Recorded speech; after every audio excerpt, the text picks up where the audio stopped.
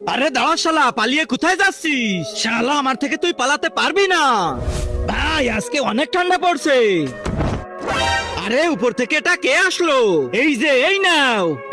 আর যতক্ষণ আমি আসবো না ততক্ষণ এটার খেয়াল রাখবা। আরে শালা এটা কি জিনিস হতে পারে? এটা উঠতাছে না কেন? কই দেখি তো। এই ছেলেরা, ওই হাতুড়ি আমাকে দিয়ে দে। এই নাও।